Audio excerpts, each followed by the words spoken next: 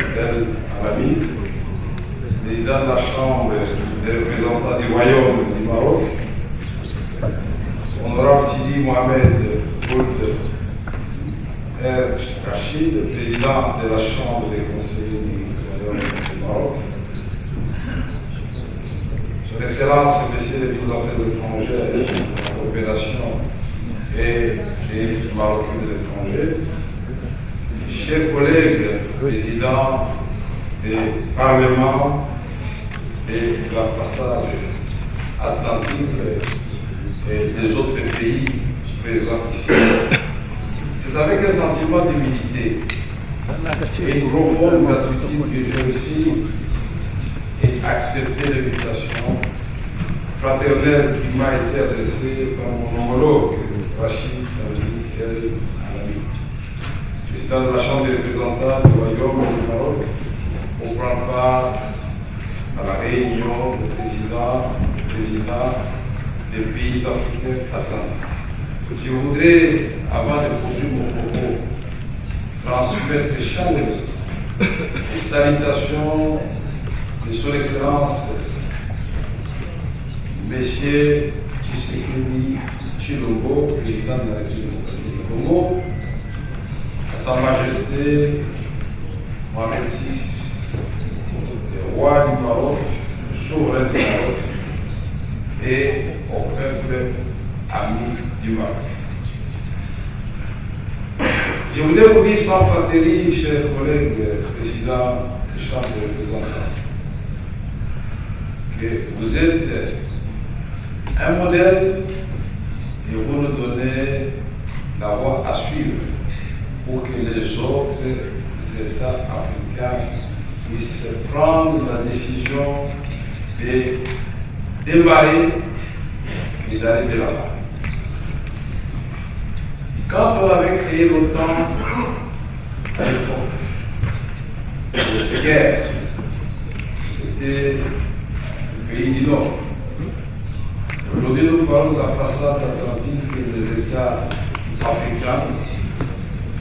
Et je suis content que vous ayez effleuré qu'il existe aussi de l'autre côté de l'océan Atlantique les États de l'Amérique latine.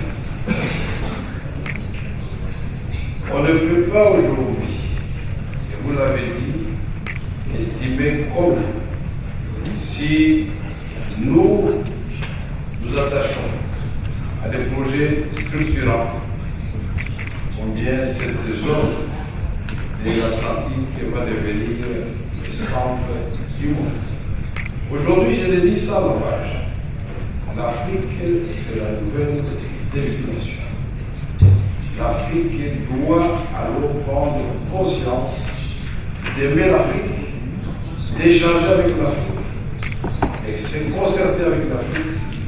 Et nous, en tant que représentants de nos peuples respectifs, nous devons pousser nos exécutifs à cet objectif noble de mutualiser nos efforts pour que l'Afrique puisse parler la tête haute à ce moment de défi qui guette l'humanité.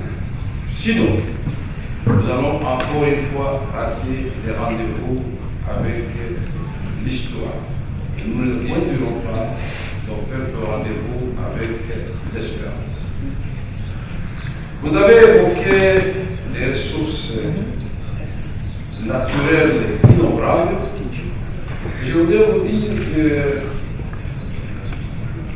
qu'il n'y a pas de développement sans sécurité. Tout comme il n'y a pas de sécurité sans développement, nous devons de pair. Au moment où nous vous parlons, c'est avec un cœur complètement brisé. Je suis venu parce que cette tribune m'offre l'occasion de m'adresser à vous, mes frères africains, et aux autres participants ici, du drame qui se déroule dans la partie est de mon pays, plus précisément dans la province de l'Itourie, du Nord Kivu et du Sud. Dans la grande indifférence du monde et je dirais aussi dans un relatif silence des États africains, alors que le maître mot en Afrique, c'est la solidarité. Réveillons-nous, mettons-nous ensemble, et ensemble nous serons forts. La contribution de la République démocratique du Congo à cet ambitieux projet initié par le roi Mohamed VI réside d'abord à sa position géostratégique au cœur de l'Afrique et une ouverture sur l'Atlantique. Que ce soit les défis démocratiques du Congo, dans le bassin du Congo et la deuxième forêt du monde, puis le Brésil. Que ce soit la crise qui va nous rattraper, à coup sûr, si nous n'élaborons pas de politique appropriée, crise de l'eau, j'allais dire, à l'horizon 2050, selon certains chercheurs, mais nous les ressentons déjà maintenant. La République démocratique du Congo possède 53% des eaux douces d'Afrique, 13% des eaux douces du monde. Quel gâchis! Alors que nous sommes disposés à partager cette manne avec tous les autres pays d'Afrique. Que ce soit l'objectif de la transition énergétique, la République démocratique du Congo regorge des matières stratégiques, de coltan, que vous avez tous dans vos téléphones, malheureusement. C'est le coltan du sang.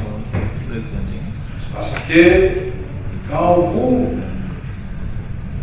regardez les statistiques publiées par les organisations internationales habilitées à le faire, vous remarquerez que le premier exportateur du coltan, c'est le Rwanda. Et le Rwanda ne dispose d'aucun gisement du coltan. Et tout le monde le sait, et on sait qu'il s'agit bel et bien du coltan du sang. On tue, on viole, on déplace nos populations, on retrouve une maman morte avec un bébé, continue à téter le sein, des familles dispersées. Les dernières statistiques des Nations Unies indiquaient que la République démocratique du Congo compte 7 millions de morts.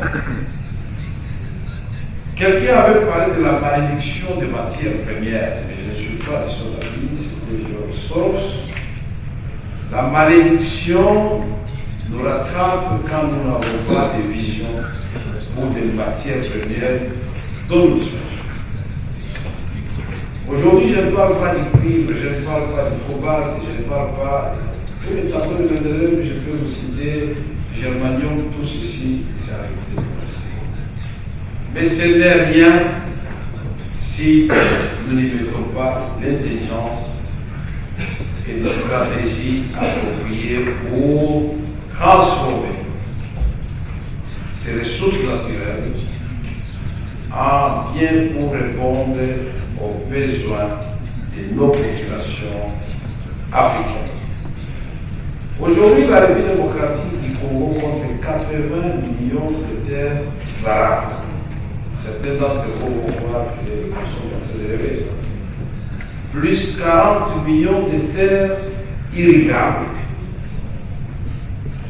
exploitées avec la technologie que le Maroc maîtrise actuellement pour la Chine, pour l'Afrique du Sud et d'autres pays. La Côte d'Ivoire est en train d'avancer. La République démocratique du Congo elle-seule peut résorber 2 fois les déficits alimentaires mondiaux. Sa surface cultivable est égale exactement à la surface cultivable de la Chine. Il n'y a aucun mètre carré de désert à la République démocratique. Pendant que les autres États prient pour qu'il pleuve, en République démocratique du Congo, la manque d'infrastructures au niveau de l'urbanisme, les pluies semblent déranger. Quel paradoxe, quand nous avons le potentiel de 44 000 MW avec les grands îles, ajouté à d'autres sources, d'autres rivières, le Congo, nous sommes à 100 000 MW. De quoi éclairer et industrialiser toute l'Afrique, l'Europe du Midi et l'Asie du Sud-Est. Donc, l'Afrique, comme vous l'avez dit, avec cette vision que nous saluons du roi Mohamed VI, avec des politiques concertées, avec des intelligences rassemblées, l'Afrique pourra étonner le monde. Nous souffrons dans certains pays d'Afrique de la maladie, de l'absence de leadership et de l'amour de notre population. Ça ne sert à rien de continuer à crier la communauté internationale, l'Europe, l'Amérique ou l'Asie nous empêcher de nous développer. Non. C'est à nous de prendre la décision de faire de cette façade atlantique une zone de prospérité partagée. Et au-delà de cela, je voudrais ajouter avec l'autorisation du président des séances que si nous prenons toute l'Afrique, parce que là je vois la façade atlantique très bien dessinée, le point en dessous, c'est Cape Town. Mais si vous remontez donc, c'est l'océan Indien.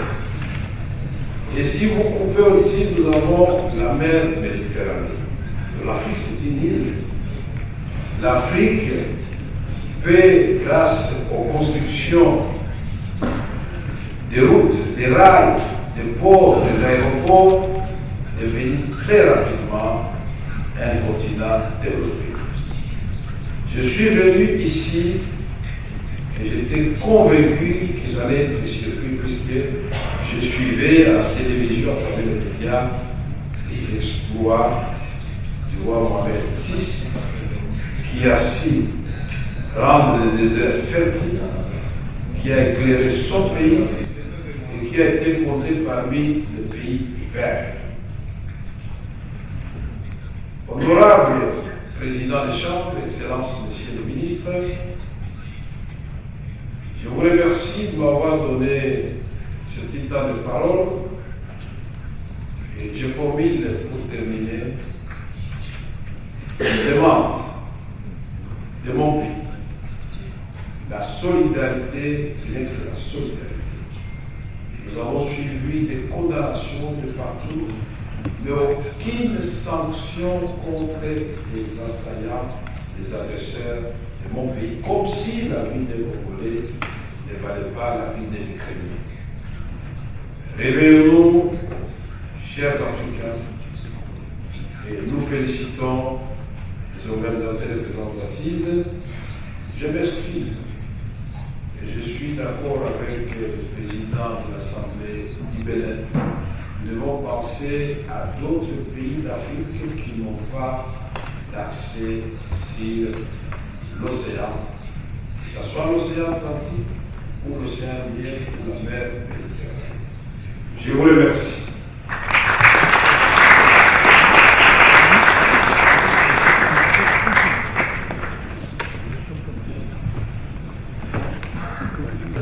Notre présence ici nous a permis à la fois de voir comment le Maroc, avec ses intelligences, sous un grand leadership du roi, s'est transformé.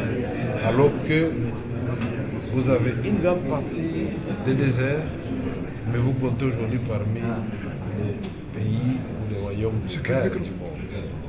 C'est pourquoi en tant que République démocratique du Congo, nous avons dit, nous répondons à l'appel de Sa Majesté Mohamed VI,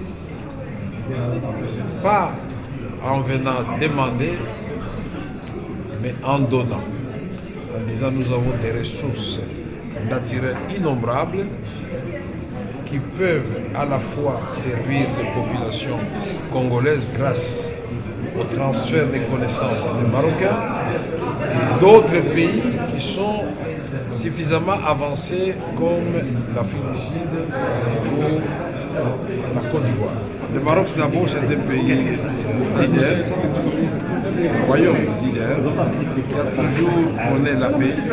Et je pense que le roi Mohamed VI peut aider, non seulement dans le Sahel, mais il peut aider aussi en Afrique centrale, en République démocratique du Congo, pour mobiliser les chefs d'État de la région et de l'Afrique et sensibiliser sur la solidarité africaine parce qu'aujourd'hui, les Rwandais pillent depuis plus de 30 ans les ressources naturelles de la République démocratique du Congo, les coltan, l'or et toutes les autres matières que je serai énumérées ici, dans la grande indifférence de nos frères africains et de la communauté internationale, comme si les 7 millions de morts de la République démocratique du Congo ne représentent pas des personnes qui ont la même valeur que les Ukrainiens.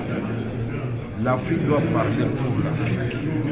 L'Afrique doit aimer l'Afrique.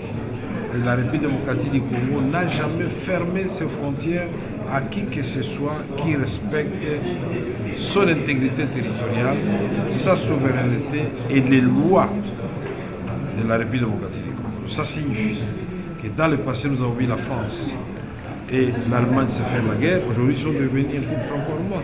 Pourquoi pas les Africains? Ils peuvent s'entendre de mettre fin à la guerre.